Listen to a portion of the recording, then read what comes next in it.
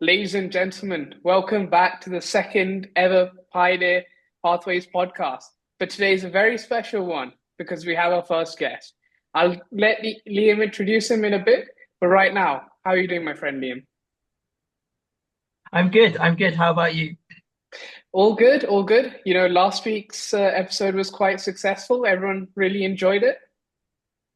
We were really impressed. Like so many people coming back to us. It's really sparked off really good conversations. Getting us out there, showing interest. It's great. So we want to hear from our audience. That's why we're doing it, right? We want to open those conversations, to spark off new ideas, new relationships, things like that. So really, it's all about you guys out there in the audience. Please reach out to us. We're doing this for you guys, right? So yeah, please reach out to us. Come with your comments, suggestions, your ideas. If you want to, if you have a guest or if you know someone who wants to come on, let us know. If you do specifically, if you want to come on, you want to come on and have a chat with us, reach out. We're always open to new ideas. Now, Liam, we have a very special guest with us. He's an old-time friend, someone we know very dearly from school, and he went to uni for me as well. What more can you tell us about him? Yeah. So as we mentioned last week, me and Sharia went to the same school in West London. And there our school was full of all sorts of people from different backgrounds, different places, different interests, expertise. And that was really great. We get to know so many people, right? And obviously we move on, we go to university and things like that. But it's been really great that we've been able to keep in touch with our guest. I saw him. I think it was a couple of months ago when we were at our old alumni dinner, and it's so great to be able to keep in touch with people, keep talk about the new things, what they're up to, and so that's great. So yeah, really excited to be able to welcome Adam Zoromba onto the show today as our first guest, which is super exciting. I won't say too much because he has a lot to talk about. We've got a lot to unpack in this session. But Adam's a new startup entrepreneur. He has a really diverse and interesting background. I'm really excited to be able to speak to him today. Thank you for Yeah, having me, guys. so Thank you, welcome, Sharia. Adam. How are you doing? Thank you, guys. Yeah, I was gonna say thank you, Sharia, and thank you, Liam, for having me. Really grateful to be on the podcast today, and really excited to speak about a plethora of topics that we can all unpack together. So thank you for having me. So, Adam, let's get straight into it. Do you want to tell us a little bit more about your business and, how do you sort of get into it? Are you from a business family? What's your background been in business? Yep. My startup business is called Draper Textiles, which is a trading goods company specializing in textiles. Um, so the company was founded and originated in Cairo, Egypt, which is where my heritage is from. Both my parents are Egyptian. We co-founded it. I co-founded it with my late brother and my two cousins, that are from Cairo.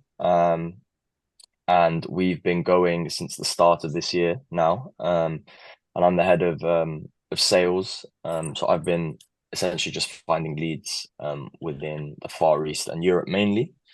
And in terms of just business background, I come from a family of entrepreneurs. My mother's father, so my granddad, was a very renowned entrepreneur in Port Said, Egypt, which is 2 hours from Cairo, during the mid 20th century. Who was involved in the crane business, which they still run out in Egypt now.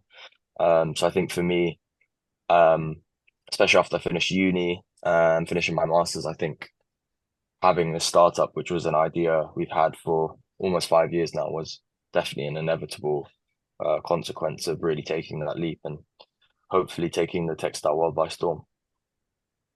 Okay, so you mentioned you've been, working on this for the last 5 years. So what was the motivation behind it? I think my brother and I would often discuss how a lot of brands in Europe in particular really faced issues with having a bespoke service in terms of manufacturing. They'd either get their manufacturers from China or in Europe and would only be able to, sort of text and communicate with them via Facebook Messenger or Instagram and would never have that one-on-one contact or call time, which inevitably resulted in their products not being up to par with what they expected. And they just always felt like their voices weren't being heard. And I think fundamentally they weren't getting the quality and caliber of textiles that they really expected. So I think for us being from Egypt, obviously Egyptian cotton being a very sort of sacred material and inevitably, the best fabric in the world, to put it bluntly, we just found that there was definitely a market there, specifically to manufacture items and connect people with the plethora of businesses and factories that we know in Egypt, and helping clients with a bespoke service to achieve sort of the best textiles and clothes that they can for their businesses. Great. So just sort of to add on that, for someone who's a layman, how would you sort of distinguish Egyptian, cotton from, I don't know, somewhere else in the world? I mean, what sort of makes it, stand out? So if you were to like, I don't know, say we have a listener Sure. out there, he's not, too familiar with the differences, how would you sort of explain it to them? Yeah, so I think the main difference and what makes Egyptian cotton so unique is that it's grown in the Nile Delta Valley, which is along the Nile River. The Nile Delta Valley has very fertile and rich soil, coupled with ideal climate in Egypt, which isn't too dry. And also the Nile Delta Valley is situated next to the Nile River. So when the Nile River begins to flow, it comes into the Nile Valley, and the rich nutrients in the soil are very fertile, and they're met with, the magical waters of the Nile River. This makes Egyptian cotton grow very strong, especially when you start to cut the strain. It allows Egyptian cotton to be very soft, and it allows Egyptian cotton fundamentally, and I think the most important factor of Egyptian cotton is that it's very strong. Secondly, Egyptian cotton compared to other cottons is actually hand-picked. You have a lot of cottons that are made in the Far East or are plucked from the Far East that are actually taken from machinery. Once you hand-pick Egyptian cotton, it means the strain of cotton remains very strong and intact. So when we come to manufacture our clothes, you see that the cotton is very strong, and is very easy to dye. So that's the fundamental difference. Like, it's grown in Egypt, and we use the same process that the ancient Egyptians used to pick, and it's hand-picked. It's an ideal environment, and it's strong, it's sturdy, and it's soft. So that's the fundamental difference, which makes Egyptian cotton so unique.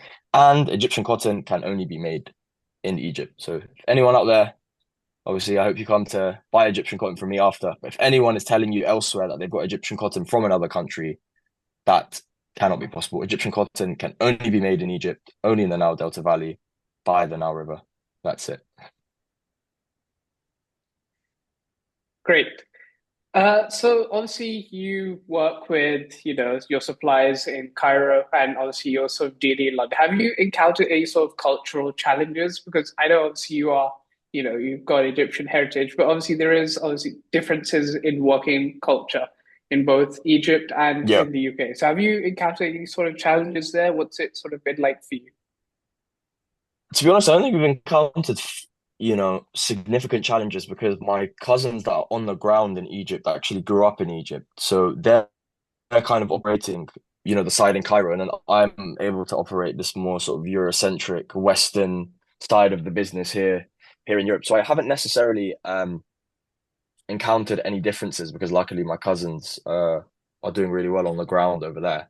Um, but I'd say it I think that what we first experienced starting up the business was that we were telling customers that we weren't necessarily just middlemen. We weren't just brokering these deals. We were providing this bespoke service to clientele in the UK and in Europe and in the West, that we would tell the factories what they wanted, but we would be in the factories. We wouldn't just necessarily have this passive role. And I think that's what differentiated us from a lot of, middlemen or manufacturing businesses, was that we had an active role. And I'm pretty much of it. I'm available 24/7. So in the UK, I've been all around London to just meet clients, show them fabrics, show them my textiles. And I think that's what differentiates us. So we haven't necessarily encountered that cultural sort of divide or problem at the start. So touch wood, that will remain. Shoya, I'm just going to ask a quick question. Go for it, Just Liam. leading on from that. Obviously the Egypt's been through very sort of turbulent political scene over the last maybe 5 to 10 years. It's gone through successive sort of governments. Economically, it's not as stable as many other sort of GCC Gulf countries. What's the political scene like? Does it affect imports, exporting, the economics behind it, taxation? Do you find that as someone who's based in the UK, do you find it easy to do business in Egypt? Is regulation easy to navigate, taxing Mm. easy to navigate, and how's that all working? I think that's a really interesting point, because I think conventionally people would find it quite hard to do business in Egypt because of the sort of bureaucracy that exists. But I think the way that we've systematically structured the business of having my cousins that were born and bred in Cairo and already have the links and network within factories there, we're actually not encountering a lot of difficulties that other startups would face. Obviously, there can be delays with exports and imports and exports and FOB charges and things like that. But I think fundamentally, we've been all right in navigating the complexities and intricacies of the startup business so far. Um, and I do have to give it to Egypt. Fashion and textiles is a huge business over there, especially for the economy. It's within the top five sectors. So there actually isn't as much difficulty as people think. I think, as you said, with the GCC, you've got natural things such as oil. Egypt obviously have a lot of natural gas reserves, don't necessarily have a lot of oil reserves. So I think textiles particularly takes that place in Egypt, and I think because of that, the government become very lenient and very supportive in businesses importing and exporting Egyptian cotton. But I do think having my cousins over there has allowed us to avoid those delays. And, inevitably we have issues with payments in the UK taking a bit of time to arrive in Egypt as well. But we're kind of sort of figuring that out through, international wire Swift transactions and things like that. But luckily haven't experienced sort of major delays or issues with the Egyptian kind of political economy right now. And so, sort of the key points I'm sort of getting from that is having people on the ground is really Yeah, important. definitely, Running a business and running operations remotely, whilst it can work, it's not easy. It's definitely, definitely. And then I'm also sort of getting that you need to have some expertise in the ground. You need to have that sort of cultural awareness, Yep. and awareness of what's just going on around you. And that takes time, right? You've obviously you guys have got the Egyptian, the bloodline, and the expertise. But if you were going into another very distant market, it takes time, right, to get to that stage. Yeah, definitely. I think you hit the nail on the head then, especially operating, within kind of two countries, right? Me being based in London and then being based over there. I think it's fundamental that you always have one person in Egypt. And, whether I move around, travel, to other local hubs, whether that be in the UK, whether that be in the Far East, whether that be to Asia, I think the beautiful thing with textiles is that actually everyone needs the supply of textiles, right? Yeah. But fundamentally, having that one person on the ground in Egypt is the fundamental tenet of the business. Where I go as a salesman, really a lot of my deals are done over the phone, over emails. I prefer meeting online, but in today's kind of climate, I prefer meeting in person. Sorry, but today in today's climate, that seems to be very difficult with the hard lives we're all living right now. So I think, yeah, fundamentally having one person on the ground in Egypt has made business a lot easier. Yeah. So back to you, Sharia. Back to you. Sure. So, Adam, something I really want to sort of ask you is how has it sort of been, has it been a challenge for you getting your, brand out there? How's it sort of been, establishing yourself in what is a competitive market? Because you have all these Yeah. players, like you've got all your big, high street brands, and then obviously you've got smaller retailers and, Yep. guys like yourself offering bespoke services. So how do you sort of build that brand and, entice people to come to you? How's that been? I think it definitely starts with word of mouth.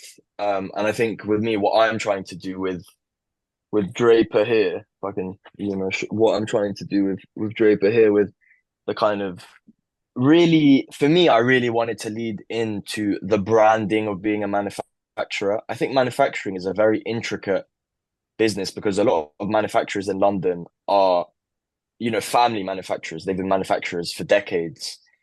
They've kind of got this conventional and traditional way of doing it. I really wanted to disrupt the manufacturing market and almost create my manufacturing um, business and startup to act as a brand. So you actually see a lot of manufacturers without their own logos, right? They just have their kind of websites and Instagram. I'm almost marketing my manufacturing brands almost as if it's a clothing line, right? It's got an emblem related to it. It's via word of mouth. I'm across various sectors. I'm on Snapchat, Instagram, LinkedIn. And I'm really starting to teach people about Egyptian cotton. I'm really making it personal to me and them. I'm not just simply taking a picture of my t-shirt and saying, Egyptian cotton t-shirt ready for orders now, which I think a lot of traditional manufacturers in London are doing. And to be honest, can do because they've been around for so long. But I'm really coming into the manufacturing kind of scene with a very enthusiastic, youthful, modern approach. I'm really marketing it as if it's its own brand. I'm really putting it into the spotlight because I think manufacturers, especially within fashion, right? It's always clothing lines that are always at the forefront of the attention. But I'm really trying to make, as I say, I'm trying to make manufacturing textiles great again. So I've been really adopting various technological kind of marketing strategies. And within the next month or two, I'm really going to start on TikTok and really start educating people about Egyptian cotton, almost as if it's a history lesson. I'm really painting that picture, and I think that's what I've been successful in. And I think growing up, like me and Liam used to sit next to each other at class. I was always very outspoken and enjoyed telling my story to a lot of people. So I think it was just convincing them that I'm the one for them. And as you said, I think being a bespoke service now is really a big USP because everyone in the UK, especially in London, and people, to be honest, customers that have placed orders with me that I didn't even know had clothing lines, mechanical engineers or working in hospitality, right, who don't even advertise their products, who've placed bulk orders with me, really value the kind of bespoke service that they're getting. And for me, the main issue I wanted to tackle was allowing customers' voices to be heard. So I think that's how I've been able to manage that, if that answers the question. No, So absolutely. So obviously, what I've gauged from that is that you're trying to, disrupt the market, bring your own sort of, your own techniques to it. So have you faced any sort of skepticism from any potential clients? How's it sort of been, obviously, given the fact that you're aiming to be a disruptor? Yeah, I think there's been skepticism with customers already having a supplier in China who obviously supply at a very cheap price.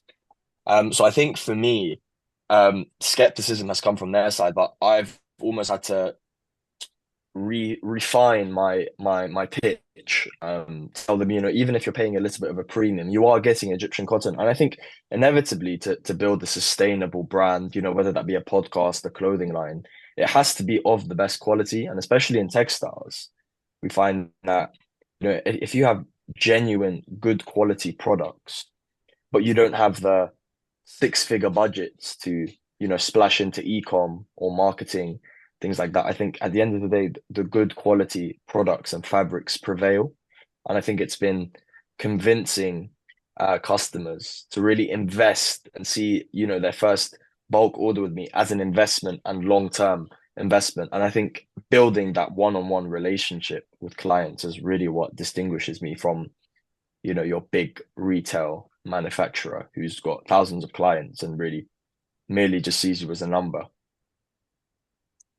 sure, yeah, let me I just Go wanted for to it. just interrupt here. Just I think it would be good for the audience just to sort of discuss maybe sort of the fundamentals of the business, right? So in terms of who are you targeting as customers, clientele? Are Mm. they big retailers? Are they sort of other companies looking for merchandise? And obviously we all know it's cotton, it's that stuff. But are we what type of products are you selling? Are you selling is it sort of t-shirts? Are we looking at all sorts of clothing just using the Egyptian cotton and what sort of where's the demand, right? Where's Yeah, is the demand in going to big retailers like H&M and those guys, or is there more demand in the niche sort of boutique sort of outlets?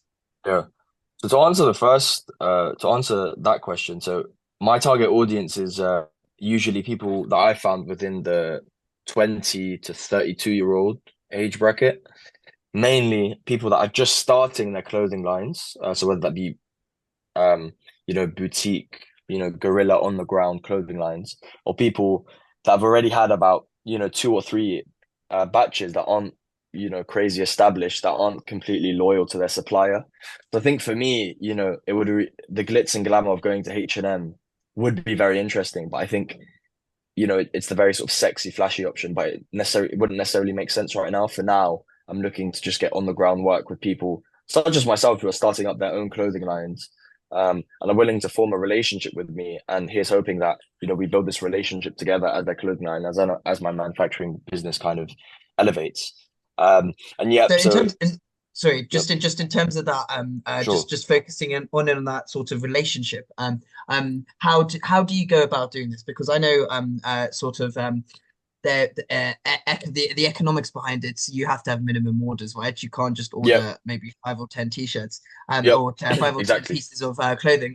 So do you go in there and obviously it's hard because you're asking Mm. someone to maybe buy 100 to 200 pieces of clothing Yeah, when their budgets are low and they've never seen the products exactly. before. Yeah, What's your technique with sort of it's sales, it's pitching? yeah, yeah. How are you able to put forward your USP, which is really really valid USP, Egyptian Mm. cotton. It's got that history, it's got that uniqueness, and it's obviously got all these other benefits. How do you manage to get that across to the customers? Is there some sort of special way? Do you do it? Yeah, Yeah, maybe. definitely. I mean, for me, I look to meet them in person as much as I can because a lot of them are in London. So I will go directly to the customer, wherever that be in their home turf.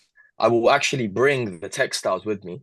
So I have hoodies, shorts, t-shirts that I genuinely keep in my car. They stay in my car just in case I see anyone on the street. Da, da, da. So I've got my swatches in my car. I take them to feel the fabric. And what we do at Draper is we actually offer a discounted sample price, whereas you can order 1 to 2 um, t-shirts, hoodies, shorts. And then what makes us different is that from China, who usually have minimum order quantities of 250 to 500, our minimum order quantities start from 100, um, which makes us very, very, very different. And you have no Egyptian cotton company um, offering MOQs at such a low price. So for me, it's definitely getting that face-to-face contact, allowing them to feel the fabric. Um, and to be honest, I don't really go in very almost aggressive. My pitches are what I like to say very indirect. Um, it involves a lot of questions, but I've found sort of a common theme is that once customers really feel the fabric, and understand the story that we're trying to tell, and seeing our minimum order quantities, they do become very convinced with our caliber. And to answer your second question, we don't just do Egyptian cotton, we do denim, leather, we pretty much do any fabric. Um, and the reason I say Draper is a trading goods company specializing in textiles is that we're not just limited to fashion clothing, right? I've started in fashion clothing because I think that's the kind of the easiest goal to achieve with people within the 20 to 30-year-old range. But we eventually want to evolve into, bed sheets, rugs, carpets, which we all can do, which we can do, which we do offer. So yeah, that's what we've been Yeah. doing so far. And do you Great. find custom? Sorry, just one Go for it. follow Go up. for it. Go for it. So yeah, No there's worries. a lot we could talk about there, and I'll save more for later on. But do you find the client retention is easy? And you pick them up, you can pick up clients, but it's all well and good having maybe 1 or 2 orders, but it's Mm. getting them to keep that continuous order. So do you have a technique of doing that? Is it sort of just regularly you need to keep in touch with these guys, you need to be on it with Yeah, because obviously it's hard because yeah, you're 100%. there's one person, well, there's one person in a startup. You're the one person who's the salesperson, right? You're on the ground in London, right? You're having to go and find the new clientele, but you're also having to keep those other clients in the loop, right? They need to Yeah, be because if you don't, someone else is going to come and poach them from exactly. the other side, right? How's that? Has that been easy, or has that been sort of a challenge you've had to face? That it definitely has been a challenge, but I think we've been able to overcome that challenge, particularly, I mean, it really is a team effort. With the guys on the ground in Egypt do a fantastic job in providing updates, physical updates every day, whether that be through photos, videos, every other day with what we're doing.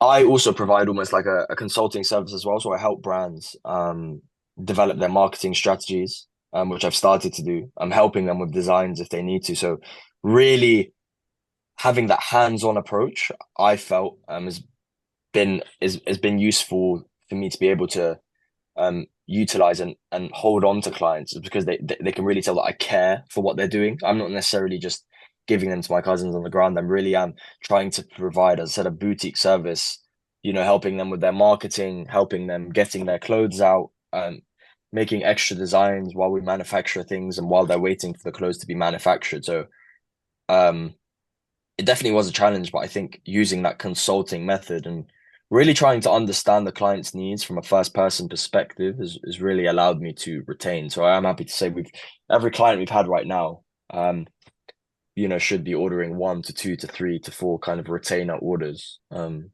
if we find them willing to work with us, then we are flexible with pricing, so we can keep them on retainer. Because retainer really is the goal. If I can get them on 2 or 3 retainers, that almost takes us, 3 retainers, 3 clients, 3 retainers, 4 clients, 12 months, a year of revenue straight away. So that's what we've been trying to do. And I think just that first person attentiveness that I'm trying to give to them, I think allows us to retain them. Great. Just one more question I sort of had on this sort of topic was, so obviously you mentioned that your biggest, clientele is a 20 to 30 age group. Is that something to do with like a generational thing, or is that sort of, a trend in the market? What are your sort of, would you sort of give as your justification for that being your major clientele? Yeah, well, I think that really stems from a lot of London established streetwear brands actually being owned by younger people, sort of within that 20 to 32-year-old range.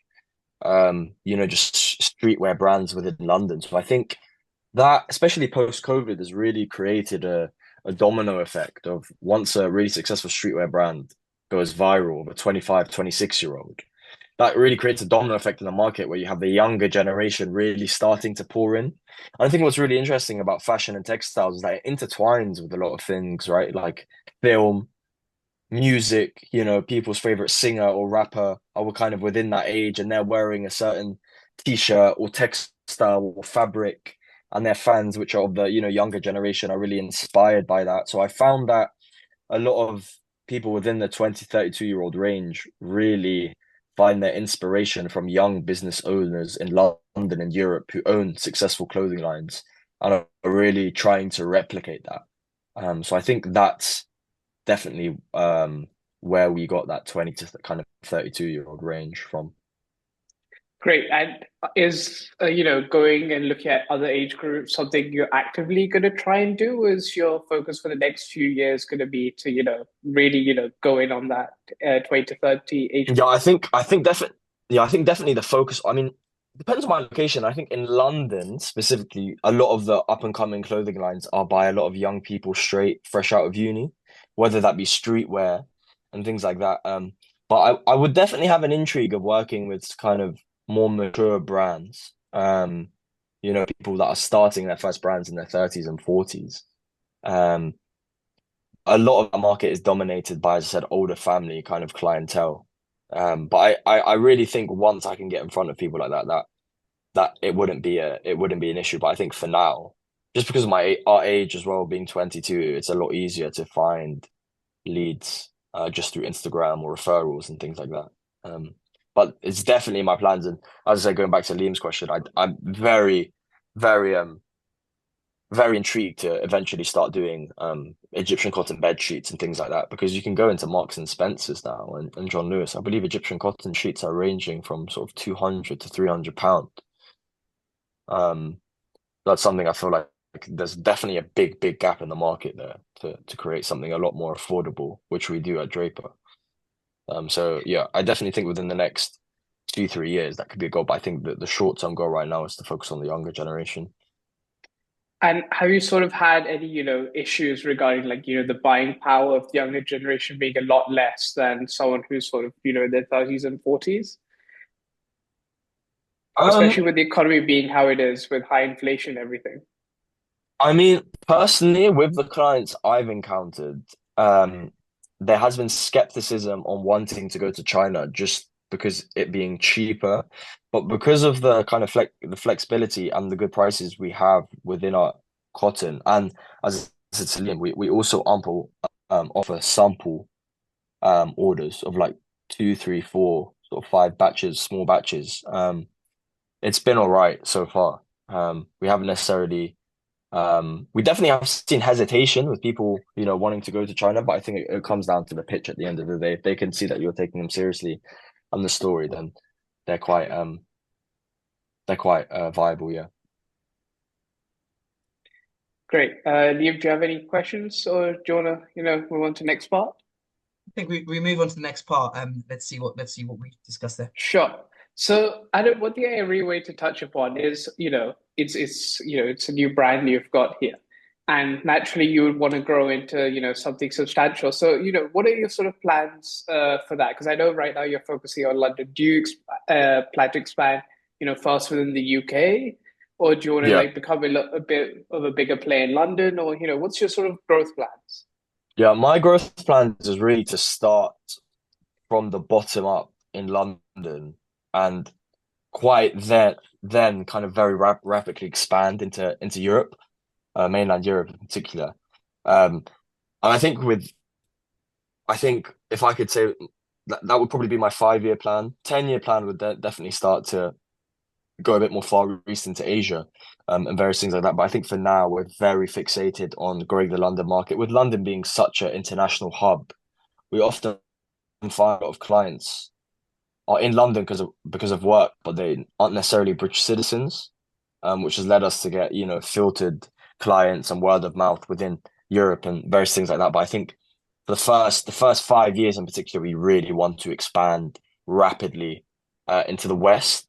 And I think in the next year or two, I want to start using my holidays to really go and visit European hubs, in particular, Madrid, Spain, Barcelona, to really get the word out there.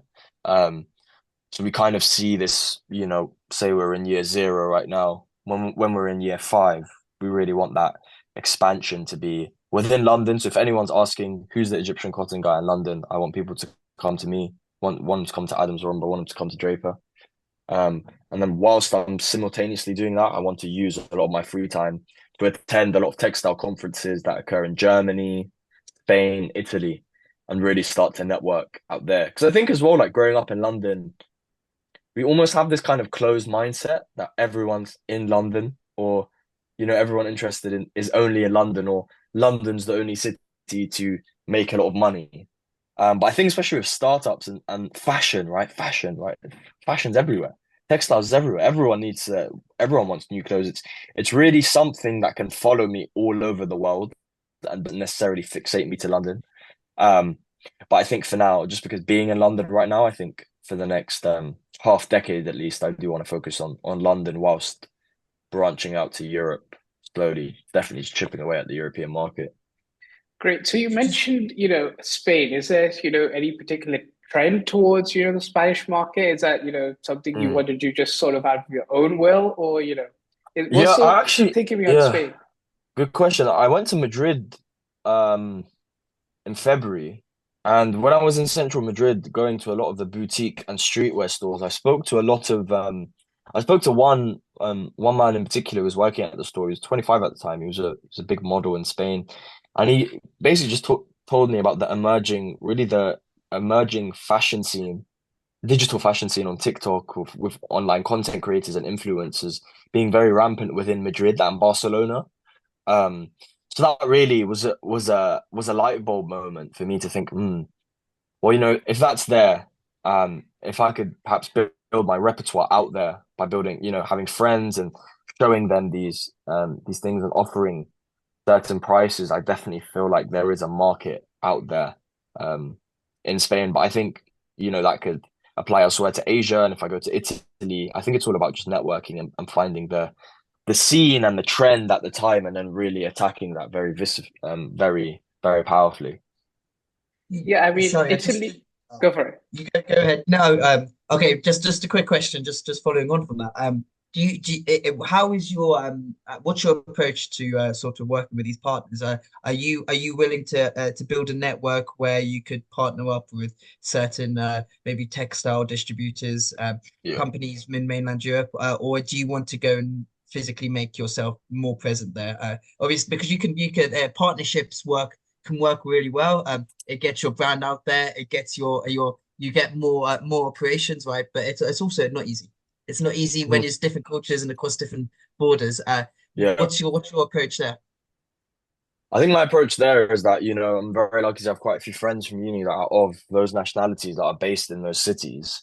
Um, and I think I'd be interested to see whether we could find local brands or just start selling fabrics via wholesale. So whether that be, as you said, partnering up with, the big dog in manufacturing in Europe, but actually selling him the Egyptian cotton via us, via kind of this distribution system is something I think when it comes to scaling and, as I think long term, I think that could really transcend our business definitely to another dimension where you almost have affiliate people that are linked to Draper across these countries.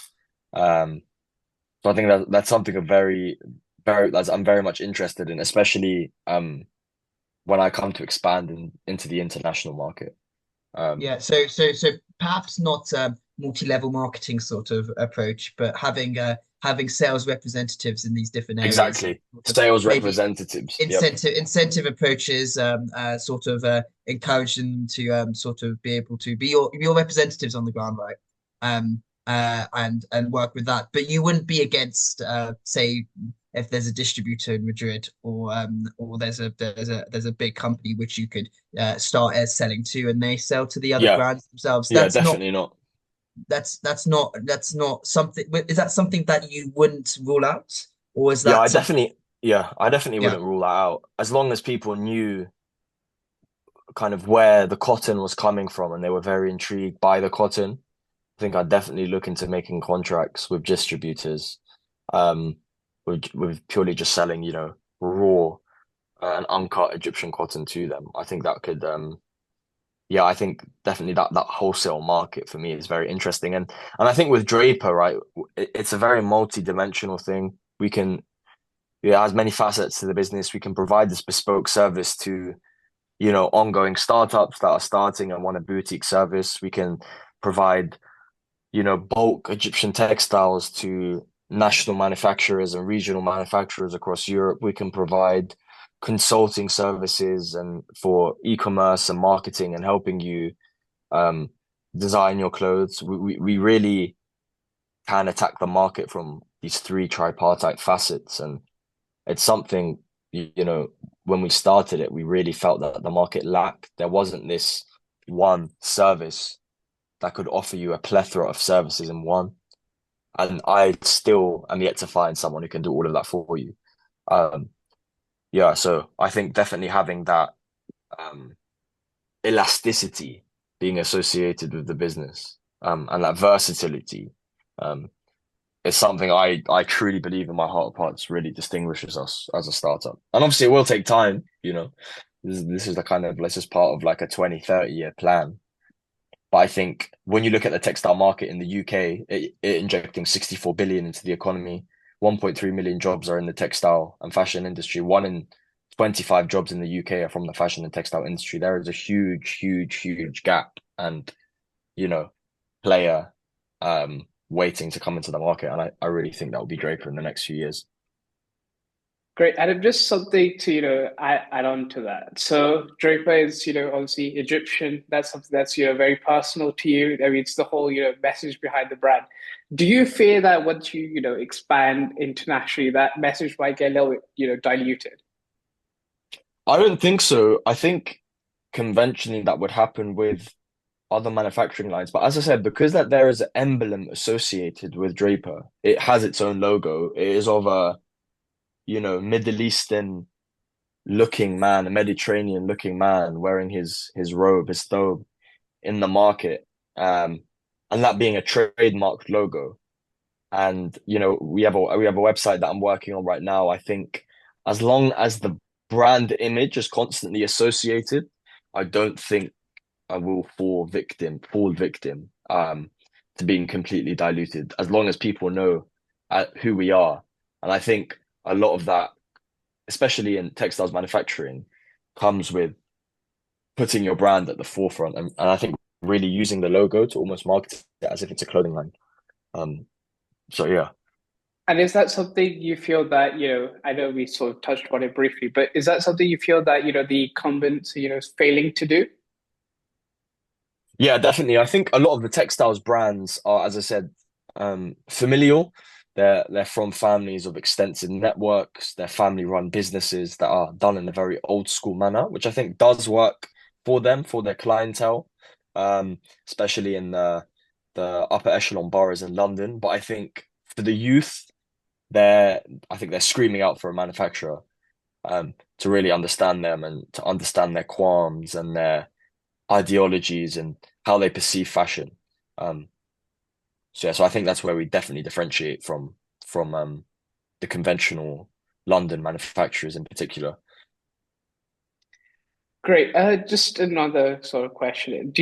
I know obviously you mentioned you do leather, you do other sort of denim, you do other sort of textiles. Are there any plans to, look at other things beyond that? What's, the expansion plans with that? I know obviously, internationally you have plans, but in terms of, the offerings and services, I know you're doing a lot more than the others, but, do you have any, thoughts there? Yeah, I think I definitely I'm thinking about this now because I'm working on it with a client. I definitely want to expand the consulting side of the business, um, with helping them design things. So almost creating this, a Subway style, how Subway, you kind of make your own sandwich, kind of like make your own brand with us. I'd really like to really develop that from scratch and get a lot of kind of freelance designers on board. So if we, and a kind of offering this consulting portfolio service where we come to you with a book of fabrics or what your brand identity is and really make your brand from scratch. I think that's something I'm very interested in, and I think something I've started to develop recently because once clients obviously place their order with us, there is that, 3 weeks to a month period where they're waiting for their clothes. So what can I do for the client to retain them? Going back to Lean's question. So I think I'd very much be interested in eventually having my own team of designers, fashion designers in particular, and digital artists, to really cater towards the client's needs and future needs. I think that's something I'm very interested in. So if I understood it correctly, it's what if you're trying to make a one-stop shop. So you'll Yeah. obviously help them source the textiles, and in the interim, you'll sort of help them do everything with the branding, essentially become, and like you mentioned, the consultant. So is that sort of the goal behind it? Yeah, I think that's one facet that we're really trying to develop right now, and I think would make it quite unique and more of a personal, kind of bespoke service. And I think as we expand, I think at the forefront of great businesses, I always want the bespoke service to never feel diluted. Going back to your point of, as we expand, do you reckon we could be diluted? I think if we can keep the client's needs always in the forefront of our expertise and constantly creating that personal, soft approach and bespoke service, I think we could really take it far.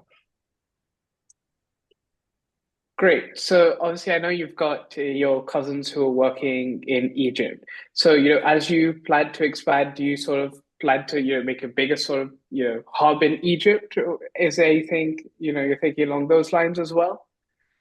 I think no, I think the hub will always be Egypt. I think because our family is very well connected there, I think Egypt will always be the hub. I mean it's three of us working right now. So one cousin who's on the ground in Egypt, one cousin who lives in Hong Kong, who does the finances, and then me in London. So I think we wouldn't necessarily need to add to the team. I think keeping Cairo as the hub, I think for now. Um, and always, I think really is I don't think it's necessary to change. That's fair. I mean, yeah. I meant more in terms of like, do you expand to, get a few more, suppliers in Egypt, something along Oh those yeah, lines? no, sorry, I must have misunderstood your question. Yeah, we're always actively looking for more factories. So at the minute, we have just under 100, like just under 50, yeah, just under 50 factories in Egypt.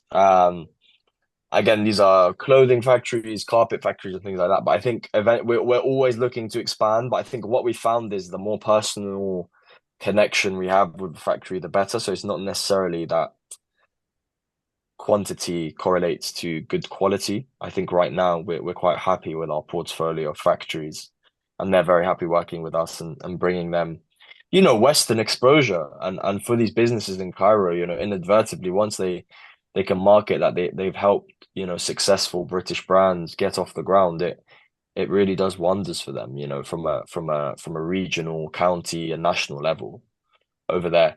But we are always looking to expand, when the opportunity sees fit. But I think we've spent quite a lot of time over the last few months developing relationships with factories. So I think we're quite happy with who we have at the minute. Great. Liam, do you have any more questions on this end, or do you want to move on to next spot? Yeah, the next part is the sort of the investor call, right? The rapid fire round. Yeah, Yeah, Okay, exactly. cool. maybe just before, I just had a thought, and I think it'll be really interesting to hear from Adam about this, about Adam the entrepreneur. So not specifically with Draper, but your lifestyle as the entrepreneur, right? Yeah. And I remember, obviously, I don't know if the viewers remember, you joined John Lyons in year nine, if Year I'm not nine, mis yeah, year yeah, nine. year nine. And I remember I don't think we were in the same class till maybe sixth form. I think we were in the same form group in sixth form. Yeah, Which is yeah, when six one, yeah. I feel I really got to know you a lot better then because we were Definitely. in the Yeah, same class. But I do remember you as a swimmer. And yeah, I remember you as a swimmer, and I also remember you as the footballer. yeah. And I remember that. And I was just thinking, sort of, your lifestyle as an entrepreneur. How do you navigate that pathway with your? Are you still an active sports person? Are you Mm, still getting involved in all of these things? You talk to yeah. entrepreneurs, and they have a really interesting sort of lifestyle. They get up really early in the morning because they Mm, you have to you have a lot of work going on. You have sort of you're going to have a lot of travel. You're going to have a lot of commitments, right? How do you navigate the balance between your work life, your personal life, right? How do you navigate that? Are you still really active in sports? I think sports mm. is a really there's a massive correlation between entrepreneurs and being very sort of sporty or very sort of athletic. Keeping your body fit and able is a Yeah, yeah, massive thing when you're going under loads of stress, right?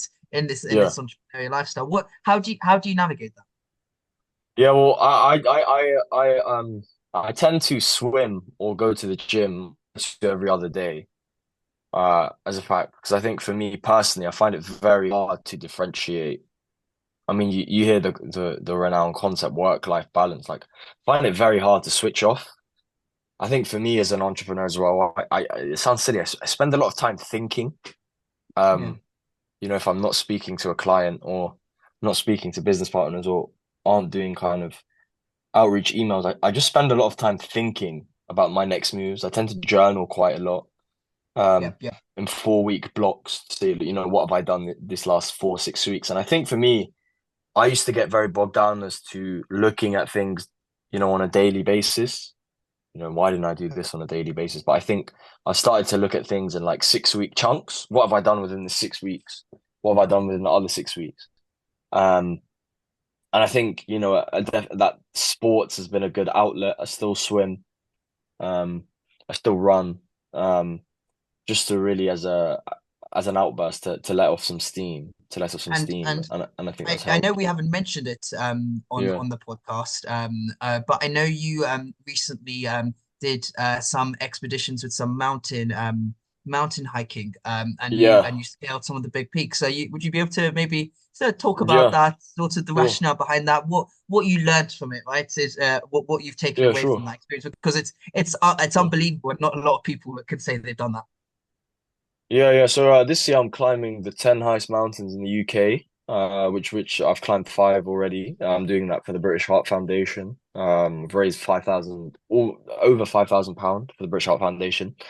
And I'm doing it in honor of my brother who passed away from a heart attack, unfortunately, last year. So I found that, climbing and hiking has really had a good correlation between, my work ethic, because it's not just a physical battle, it really is a mental battle. And I think those lessons can be so transferable into business, right? And being an entrepreneur, right? Every time you feel like you've climbed a peak, you've got to climb another one, right? And then you've got to climb another one, or maybe you fall down a mountain and you have to get back up on that mountain to see the next mountain and to see the horizon on the next mountain. And I think, yeah, I think it's taught me just the sheer act of perseverance. I'd like to think I've always been a hardworking person, growing up, having parents that came from Egypt to London in the 1980s. But I think it's really taught me the essence of perseverance, and really that everything seems to be mental. I think a lot of the issues that we have in life that we think are physical can really be dealt with mentally. And I think kind of once we conquer our kind of inner demon and inner psyche, which I think I've definitely still working towards with doing this mountain, but I think after doing that, um, it's definitely allowed me to understand like how strong not just I am, but I think as we are as humans, and I think we have very, socio-cultural kind of limitations placed like on us within society or within our cultures or, within the media. And I think it's really taught me to just really block out the noise, right? And really, if you really want to do something and you really enjoy something, I think you should just do it 100% and not really worry what people think, Yeah. right? Because kind of people will kind of feel like you've lost your mind or going crazy, right? Until you kind of sell your startup or, do X amount of revenue, and then suddenly, you're the genius, you're the Picasso of your era. So I think it definitely told me to understand and to always think of the bigger picture and to keep painting that picture until it's finished. And do you think this is this is the start of a massive entrepreneurial journey? Do you want to Yeah. is this something that, because you've got you could this is a really nice startup which is really personal to you. Are you Mm. thinking this is the lifestyle you want? Are you going to sort of look for your next project once this is up and running? Maybe a Yeah. related project or something completely different. Do you see yourself as a career entrepreneur, or are you more this is the project that I want to do, and then you probably may get a job on the side or something like that? Yeah, I definitely think for now, I would have to find kind of a steady job right now. But I think once I can get things up and running and really to the level and horizons I think it could reach, then I definitely feel like it's just innately in me to be an entrepreneur. I think I've always kind of done things, especially being younger, at kind of my own pace, had my own mindset. And I really like working with things that are very personal to me, and things that I'm very passionate about, and satisfying customer needs and meeting new people from various cultures and different backgrounds and traveling, um, and really understanding people's needs. And I really feel like being an entrepreneur allows me to do that. And it allows me to, I think like all of us kind of want in life, right, is almost the autonomy. I think I'm chasing autonomy more than anything, right? I'm chasing that freedom to be able to say what I want, speak what I want, eat what I want, do what I want at any time. Um, and to always have kind of my business at the forefront. And I think for me, like there's definitely isn't a plan B. I think Draper there's no plan B from Draper really. Yeah, I'm really fixated on Draper, and I think I just think I won't stop until it reaches the peaks I think it can reach. So yeah, Yeah, I'm very determined in that. But I think definitely like just straight out of uni, maybe just being a bit steady for a few years and definitely working on Draper whilst I'm working. And once that step is ready, I think I'll definitely be ready to make that step. And I know, how's it been? You've been an entrepreneur. It's your first, venture where I guess you're sort of working on it with, I obviously you got other people, but you're sort of doing a lot of the things on your own. Everyone looked at you in school as this aspiring lawyer. So, for me to Yeah. see you as an entrepreneur, it's quite refreshing. It's lovely to see. But how's it been for you? How's it been being an entrepreneur? Yeah, because obviously I assume it's your first time. It's your first Yeah, it venture. is. Yeah, yeah. Yeah, I think it's like taught me a lot about patience. I think I'm not actually a patient person, but I think for me is it's definitely been a mixed bag of emotions. I think I take all my business very personally. So when there are delays in the supply chain, or there's an issue with the import and export, or the package hasn't left the shipping dock on time, it does stress me out a lot. I'll be honest, the stress does get to me. But I think it's for me, it's just learning patience. And my mum always says that to always be patient and to kind of wait your turn. Um, and I think understanding that it's a marathon, not a sprint. But you still want to win the race in the end, right? So really kind of just taking my time with the process and as I said, really taking things in kind of 6 week blocks. So if I didn't do as much as I did today, or if I took a few days off, to not be too hard on myself, as long as I'm kind of working towards the bigger picture. I think I've began to understand that and really kind of take testament to during this inception of my journey. Great. Liam, do you have any more questions on this part, or do No, you wanna? I think that's been great. I know. It's really really thought provoking. Right. A lot to think about. No, that's been great. I guess you know for an entrepreneur, it's their lifestyle, right? It's business is their lifestyle, and you never have it's not a 9 to 5 job.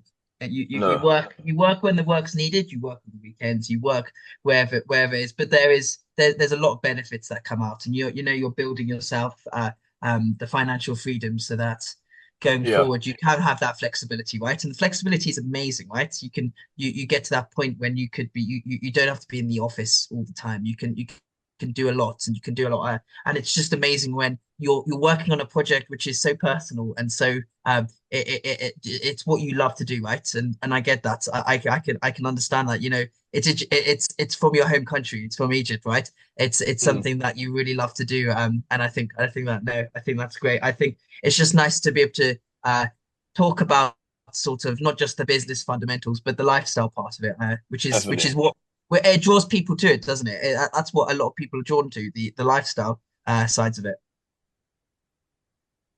definitely. Yeah. But yeah, no, Sharia, keep going. Do you want to carry on with the other stuff that we were going to talk about? Yeah. Let's move on to, I guess less thought-provoking, but more of a, light-hearted section. So I know Sure. this is called the investors call. What we'll do is we'll ask you like a few, rapid fire questions, and we'll sort of get you to expand on maybe a couple here and there. Yeah, So you sure. ready? Yep. Okay. So the first one is, what's the best business advice you've received? Keep going. Oh, it's actually a hard question. Best business wise. Do what you're passionate about and don't worry about other people's opinions, I think. Okay. A business tool you can't live without? Business to work on. Really simply, just Apple Notes. Just just the Notes app. Okay. And sort of why? Is that because you like to journal everything like you mentioned Yeah, I earlier? just journal everything, like from meetings, yeah, from meetings to ideas. I'll wake up in the night and if I have an idea, just kind of jot things down. Um, Maybe LinkedIn as well. Just for outreach. I quite like LinkedIn, for kind of the professional aspect that it brings. So yeah, I'd say probably just my notes and LinkedIn. Quite a boring Uh, one, but yeah, quite old no, school that's like that. fair. Liam said his phone, I think. Yeah, Yeah, good. yeah, my phone. But no, I just want just to bring up on the LinkedIn stuff. That's it's interesting, right? Because so Yeah, I'm studying at business school at the moment, and their fundamental thing is get your LinkedIn sorted. That was Yeah. the first lesson was we have to get our LinkedIn sorted. We put our CV and our LinkedIn account through this AI website machine thing. And it tells us, no, this needs to be improved. This needs to be improved. And it's interesting that the leads you can get, right? Yeah, it's so interesting. You just talk about what you're up to with your career, your work, and Yeah. people are just seeing it and they're like, yeah, I want to get involved with that. Or maybe it's the link that you can help someone else, right? And that's really amazing, right? Do you find it's broadened your sort of your approach, your relations with your clients, partners, things like that? Yeah, it's definitely broadened my network, and I think why I like LinkedIn so much, kind of in correlation with Instagram, is that it allows me to tell the personal story of the brand a bit more, and Mm. really allows me to educate people because I kind of see the brands being the brand of Drip being in two facets, kind of that cool modern vibe on Instagram, but also that very professional Yeah. vibe on LinkedIn. But I've really enjoyed LinkedIn of posting things. It's definitely something that I want to start growing. And content is very interesting, but yeah, I'd like to get on content more. And I've got a plan to, before the end of the year to really start attacking Instagram Reels, um, 3 days a week. Because I think, especially with sales, if you can get something quite attractive within the algorithm, I think it can lead to a lot more leads. Great. An entrepreneur you look up to and why? Entrepreneur I look up to and why I would have to say I'd say George Heaton. He is the co-founder of Represent, um, along with his brother Michael Heaton, and I think they're just taking the fashion and textiles game by storm, um, with what they're doing with their innovative approaches. I'd also think one of my good friends, George Rollo, who's a professional artist, who's actually done a lot of art on my wall, um, and works in conjunction with Represent and works with one of the biggest celebrities, A-list celebrities in the world with creating art via sneakers, prints, tattoos. And I feel like they really, strengthen my innovative and creative juices. So yeah, George Heaton and George Rollo. Okay. Favorite Draper product? Favorite what, sorry? Draper product. Favorite Draper product would have to be the Egyptian cotton oversized t-shirt. I think it's been really popular with us. 100% Egyptian cotton also comes in a 90% Egyptian cotton, 10% polyester variation. Um, I think that one's just sleek, chic, comfortable, sturdy, warm, soft. Yeah, I'd definitely say the Draper t-shirt for sure. Great. Last question. If you could master any business skill, what would it be and why? Oh, business skill. I think it would just be the art of negotiation. So I feel like I don't know if you can ever master the art of negotiation, to be honest, but I think definitely, Hypothetically. yeah, I think definitely negotiation and really being to tap into kind of the emotions of people once you negotiate, which is something I'm still trying to learn from, but I think definitely that negotiation skills for sure. Great. So Adam, you've been, working on Draper for a few months now. If you sort of had to say what's your biggest lesson you've gone through on this entrepreneurial journey, what would it sort of be? The biggest lesson I'd have from this entrepreneurial journey would be to always back myself, even though when situations feel like they're going very dark or leads dry up. I think the biggest kind of light bulb moments I've had so far is when I felt everything's kind of stacked against me. I'll get a message saying, "Can I order some clothes?" So I think just the perseverance of every day waking up and thinking about it and kind of believing that you can take it to where it can be, then I think it will happen. And do you have any advice for maybe someone who's in their teens or maybe slightly later in life? Do you have any sort of advice for them?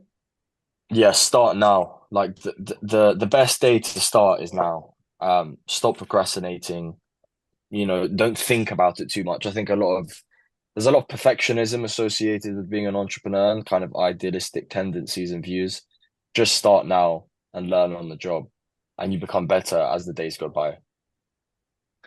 Great. I know we've spoken, a lot about your plans for Draper, but if you sort of had to sum up, what is in, the pipeline for Draper? What is next?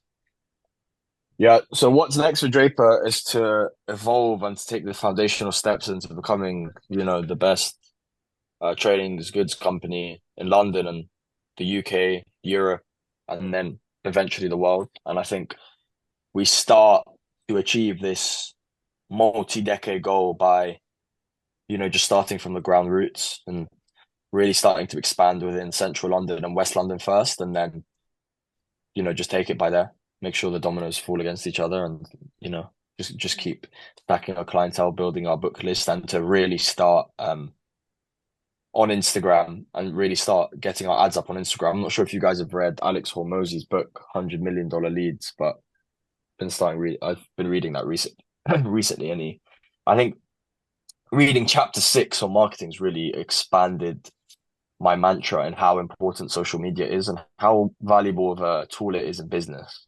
So, yeah. Great, Adam. Thank you so much. It's been great Thank you, having you guys. on, being our first guest.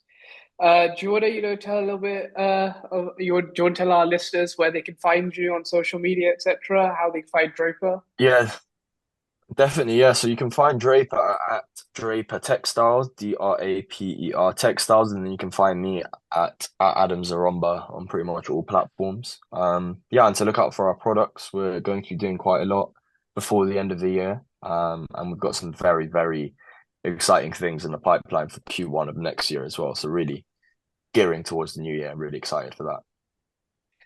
Great, Adam. Thank you so much for coming on to the podcast. We Thank you, hope you guys. had a great time on here. Liam, do you want to, give our listeners a bit of an insight what they can expect on the next episode? Perfect. Yeah. So we've it's been amazing. We've had some really good traction, and we've really been excited by the enthusiasm by all our listeners, which is great. So obviously this week was our first guest speaker. We've got so much other guests in the pipeline. Next week, we haven't quite sort of firmed out whether it'll be a guest speaker or it will be me interviewing Sharia about the Indian startup ecosystem. But if you follow us on social media and you keep a look on that, we will announce plans for next week during the course of this week. So yeah. Keep following us. Please keep sharing, liking all of our posts, and obviously the podcast on YouTube. And you'll find out a lot more soon. And if any of you have any ideas, or if there's any wannabe guests out there who want to come on and have a chat with us, yeah, please get in touch. You'll find me and Sharia both on all the social media accounts, or get in touch with the Pioneers Pathway social media as well. Great. Thank you so much.